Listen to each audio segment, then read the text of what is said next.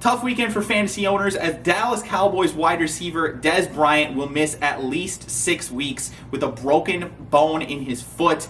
Very, very tough situation, guys, but I'm here to try and help you out. We're hopefully going to be able to get through this. I'm going to try and find you guys some players that can help you out with your roster, hopefully get you through this whole Dez Bryant fiasco and get you toward the playoffs so that you can get Dez back on the field and get yourself some money this year in fantasy football. I'm Nick Kieran here with the Fantasy Football Swagger Show, guys. I've got 5 wide receivers today that I'm going to talk about, guys that are owned in fewer than 50% of leagues who can potentially step in and help you out with your fantasy roster. So what we're going to do is start off right at the top with number 1, and that is, of course, the guy who is kind of stepping in as the number 1 wide receiver now in Dallas. That is Terrence Williams. So just like in real life, Terrence Williams could be potentially the replacement for you for Dez Bryant. Now, Terrence Williams is actually only owned right now in 45% of leagues. He did have 60 yards this past week, which is a little bit disappointing, but it is worth noting, of course, that the game plan was a little bit weird. The Cowboys were down quite a bit in that game, and there was a lot of passing to the running backs because that's what the Giants were willing to give. But in the future, I don't expect that the Cowboys running backs are going to catch the ball quite as often as they did on Monday or on Sunday night. So do pay attention to a guy like Terrence Williams. If he is available in your league, like I said, he's available in more than 50% of ESPN leagues right now. Go out there and snag him. I think he should be the number 1 guy picked up in all leagues right now, pretty much across the board. You can always find a spot on your bench for a guy like Terrence Williams, who's going to be the wide receiver on a team that should be a pretty good offense. So definitely go out there and snag him if he is available. Number 2 on the list, guys, I have a guy who's not quite as exciting, and that is Donte Moncrief of the Indianapolis Colts. Now, Donte Moncrief is actually available right now in over 65% of leagues right now. He's only owned in 31% on ESPN. That's very, very low for a guy who it's quite frankly, he looked probably the best of all the wide receivers there in Indianapolis. Now that T.Y. Hilton's probably going to himself miss a couple of weeks along with Dez Bryant. So it's a tough situation there with T.Y. Hilton because I know he was a wide receiver 1 for a lot of people as well. But Donte Moncrief stepped up. He played very, very well. Now this could be a situation where the likes of Andre Johnson and Philip Dorsett just haven't quite found themselves acclimated with Andrew Luck quite yet. But still, Donte Moncrief for the time being has some value. I don't think there's any question about that. He had 46 yards and a touchdown on 11 targets this past week. That is a lot of targets for a guy who was pretty much going undrafted in most leagues, and like I said, still only owned in about a third of leagues right now. So definitely go out there and pick him up if he is available. He could be somebody who could definitely help you out in some of the PPR type formats, and he also does have home run potential as well. He's a solid player. Kind of interesting that he was considered to be the 4th wide receiver on this team going in, but now, I mean, arguably he's the number 1 there going into week 2. So kind of a crazy change of situations, but I think Donte Moncrief should be owned in pretty much every league right now, should be high on everybody's waiver wire situation, and definitely go out there and get him if you lost Dez Bryant or T.Y. Hilton. He's a pretty solid replacement for either of those guys. Number 3 on the list, I have James Jones. Now, a lot of people are going to wonder why I don't have James Jones at number 1, and I completely understand. James Jones did actually look very good in week 1. He had 2 touchdowns, and actually, I think, if I remember correctly, he had a third one that was either called back or at least he was targeted and it was very, very close to being a touchdown. Can't remember off the top of my head, but I do remember looking at that and thinking, man, he could have had an even bigger day.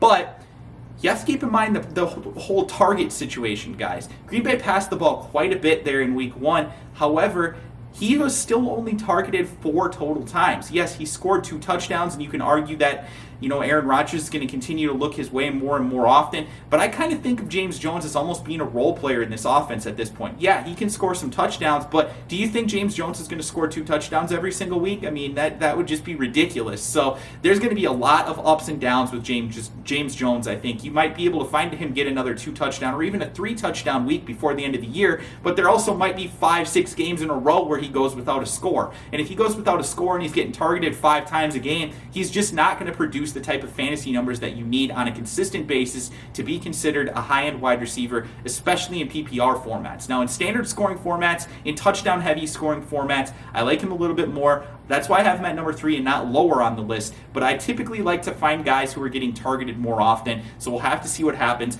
Now, James Jones, a lot like Donte Moncrief, currently owned in 32% of leagues. That should increase. He'll probably be owned in 50, 60, 70% of the leagues here going forward. But again, pay attention to the targets because that's the most important thing that we look for in terms of fantasy value. If one guy catches a 70-yard pass and that was the only time that he was targeted, yeah, it helps you if you had him in there that week, but you can't really project going forward that he's going to put up that type of production. So just keep that stuff in mind, guys, as you're looking at your wide receivers, especially for players to pick up.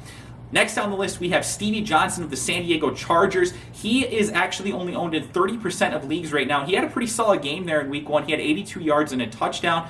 Pretty darn good for a guy who was, like I said, being drafted in only about a third of leagues right now. So kind of interesting. Stevie Johnson comes over, and he really didn't produce anywhere else before this for the past couple of years. But you know what? He's looking a lot like he did in Buffalo during those couple of years, playing out of the slot, playing pretty well for the San Diego Chargers out there. And I really think he's found himself a nice role there in the San Diego offense. He was the guy that I kind of had my eye on as an interesting target early in the season, potentially, and he really showed it off there in week 1. He had a nice game, like I said. So I'm interested in Stevie Johnson at least until Antonio Gates gets back. That will be 4 games. So he'll be out there as a starting wide receiver playing out of the slot. Well, maybe not technically starting, but he'll be out there in all their 3 wide receiver sets for the most part, playing out of the slot, and that is a very valuable spot for the San Diego Chargers. Eddie Royal did a lot of damage there over the past couple of years, and there's no reason to think that Stevie Johnson, who's arguably more talented than Eddie Royal, can't do that or more. So I definitely think he needs to be owned in more leagues, particularly in PPR leagues, and he could get some red zone looks as well, just like he did this past week, and get you some of those touchdowns.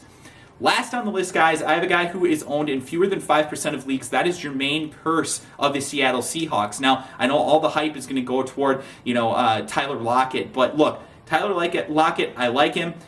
Arguably probably more valuable considering he has more explosion in the long run. But Jermaine Kearse right now, I think, is more acclimated with the offense. He's a guy who can immediately step in and get you some sort of consistency at the wide receiver position. He was targeted more than any other receiver there in Seattle in week 1. He was actually targeted 10 times. He caught 8 passes for 76 yards. That's a 15-point game in your PPR league. So that's a pretty solid day for a guy who, like I said, is being undrafted in most leagues, owned in only 3% of leagues right now. I definitely think Jermaine Kearse is somebody that could be considered in those deeper formats. That's why I put him on the list. Obviously, I think there are guys that are probably above Jermaine Kearse, and you can ask about those if you're interested. But Jermaine Kearse, like I said, if you're in a deeper league, he's somebody that I am definitely looking to target. So guys, that is going to do it for this video. Hopefully you learned something. If you did, help me out.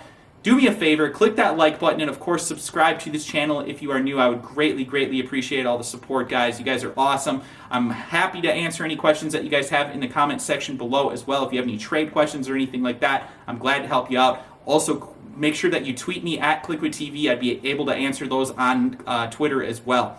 One last thing, guys. Keep in mind, this channel is being sponsored right now by DraftKings. So if you guys want to help out the channel more than anything, please go over to DraftKings. Give it a try. It's a lot of fun. They gave away millions and millions of dollars in week 1, and they're going to give away millions and millions of dollars every week throughout the season. We have a referral link in the video below. So if you look at the description of the video and you want to try out DraftKings, you can go over there, try it out. It's a lot of fun. Daily fantasy sports, aka weekly fantasy sports as I call it. I have a lot of fun playing on there, guys. I made a couple of bucks this week, nothing really spectacular, but hopefully you guys did a little bit better. I'm more of a conservative yearly player, so it's a little more difficult for me to go out and go for the home runs every week, which is pretty much what you have to do in a DraftKings type of format. But if you guys want to try it out, please help out the channel. Use our referral link. We would greatly appreciate it. Thank you guys again for all the support. Hope you enjoyed it. Hope you learned something. Talk to you guys soon here again on the Fantasy Football Swagger Podcast.